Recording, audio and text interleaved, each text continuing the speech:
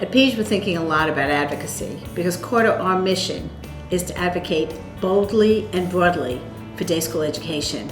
And we know that as a national entity, that's critical, something that we must be doing. But we also know that advocacy doesn't only exist on the national level. It exists on the regional and local level as well.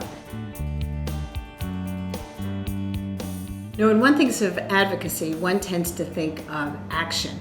It kind of conjures up this notion of going out there with a flag, screaming really loudly, saying what you believe from the bottom of your heart. And when we think about it in terms of day schools, advocacy is not merely an action. It emanates from a behavior. It emanates from a belief. That belief is what drives the action. It's a belief in the fact that day schools are key to Jewish life. It's the belief that day schools nurture leadership.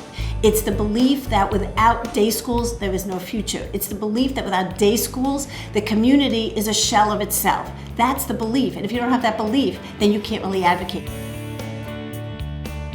I just returned from the Jewish Federations of North America General Assembly in Denver.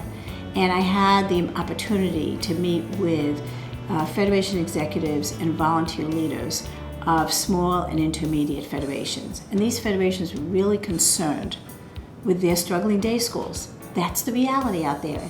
As I was talking to them, I really felt that in their hearts, they understand the imperative of Vishinantam Levanecha, that you should teach your children.